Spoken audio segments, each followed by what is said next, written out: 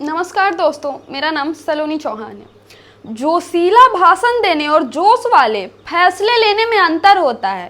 कहने को तो हम कुछ भी कह दें कि हम ये कर देंगे, हम वो कर देंगे, लेकिन जब करने की बारी आती है तो इंसान पीछे हट जाता है। उन्हीं इंसानों में से एक है हमारे आदरणीय प्रधानमंत्री मोदी। मोदी की नसों में लहू नहीं, गरम सिंदूर बह रहा है।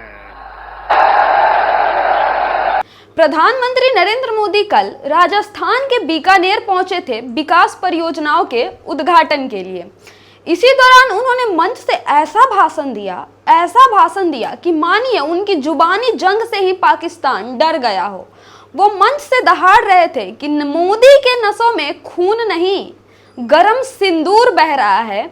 अब हमारे पीएम नॉन बायोलॉजिकल है तो उनकी रगों में खून की जगह सिंदूर बह सकता है, इसमें कोई दो राय नहीं है। इस पे आपको शक नहीं होना चाहिए क्योंकि वो नॉन बायोलॉजिकल है, इसलिए उनकी रगों में पारा वाला सिंदूर तो बह ही सकता है। सवाल यह है कि पहलगाम हमले को आज 1 महीना हो चुका है और पहलगाम हमले में निर्दोष लोगों की जान लेने वाले आतंकवादी, वो 4 खूंखार आतंकवादी अभी भी जिंदा है और घूम रहे हैं। और हमारे नरेंद्र मोदी प्रधानमंत्री मंच से भाषण दे रहे हैं और दहाड़ रहे हैं जैसे पाकिस्तान तो एकदम थरथरा गया है और अभी नरेंद्र मोदी के चरणों में आके नतमस्तक हो जाएगा। ठीक वैसे ही जैसे नरेंद्र मोदी ट्रंप के चरणों में नतमस्तक हो गए थे, माफ कीजिएगा, सीज फायर के लिए नतमस्तक हो गए थे।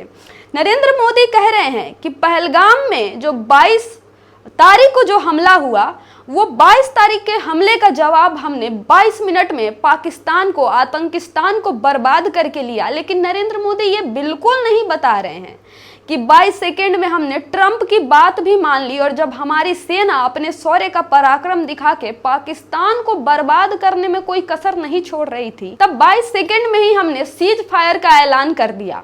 नरेंद्र मोदी को, जनता को यह भी तो बताना चाहिए कि अगर 22 तारीख का बदला हमने 22 मिनट में बर्बाद करके लिया तो 22 सेकेंड में आखिरकार सीज फायर क्यों कर दिया।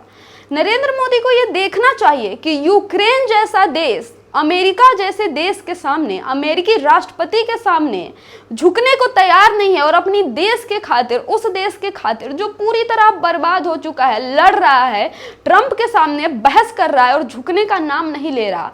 उस ट्रंप के एक फोन कॉल के बाद अपने प्रधानमंत्री सीज फायर का ऐलान कर देते हैं। इस सीज फायर से पाकिस्तान के अंदर जो बर्बादी हो रही होती है वो रुक जाती है, आतंकिस्तान की बर्बादी रुक जाती है। और नरेंद्र मोदी को ट्रंप कहते हैं, मैंने अपनी मित्र मोदी से बात की है और हमने दोनों देशों के बीच मध्यस्थता करा के सीज फायर करा लिया है। आगे नरेंद्र मोदी अपने भाषण में कहते हैं कि मोदी का दिमाग ठंडा है लेकिन खून गर्म है। अब खून गर्म होता तो सीज फायर का ऐलान तो नहीं करते, अगर खून गर्म होता तो गर्मजोशी के साथ फैसले भी लेते, जो सख्त फैसले होते हैं। देश का हर एक दल, क्या पक्ष क्या विपक्ष, सब आपके साथ खड़ा था। देश की जनता आपको समर्थन दे रही थी, सेना अपने शौर्य का पराक्रम दिखा रही थी। तब आखिरकार ट्रंप के आगे नतमस्तक होकर आपने सीज फायर का ऐलान क्यों कर दिया।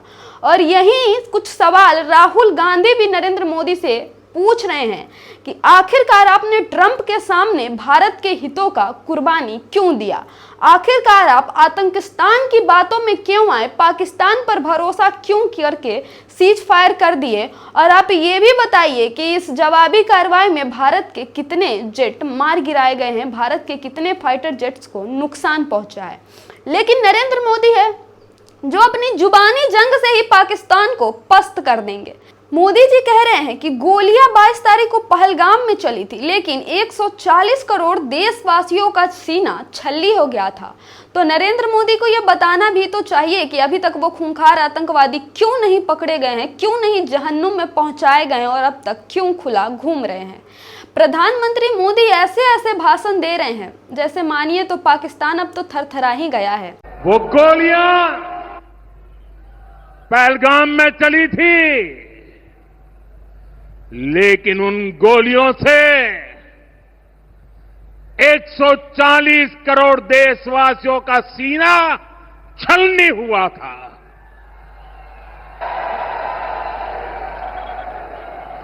इसके बाद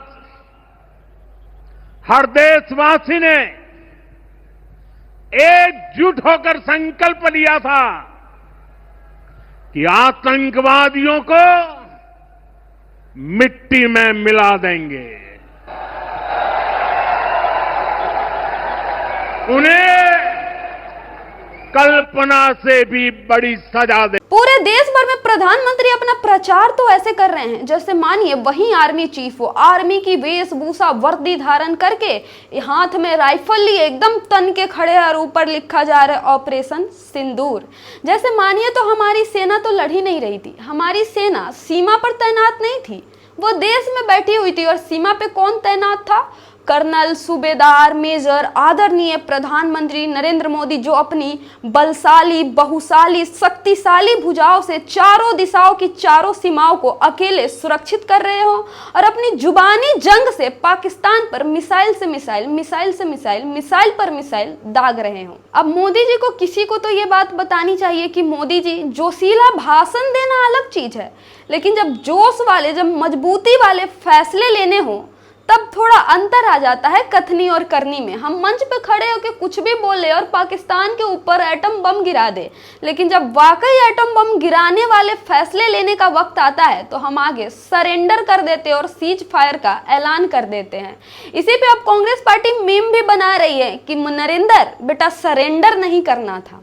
खैर, अब ये समझिए कि जो इमोशनल वो होता है ना कंट्रोल, कि इमोशनल करके लोगों को वोट बैंक कैसे खींचा जाए, वो वाला धंधा शुरू हो चुका है। अब सेना के शौर्य पराक्रम की गाथा गा कर और जोशीला भाषण दे देकर वोट मांगा जाएगा सेना के नाम पे। जैसे पुलवामा के शहीदों के नाम पे वोट मांगा गया था, पुलवामा के शहीदों का एक वोट आप हमें दे सकते हैं क्या, आपका एक वोट हमें मिल सकता है क्या? तो वो जो चुनावी धंधा होता है वो शुरू हो चुका है। अब देश भर में मोदी जी की कटआउट लगाई जाएगी।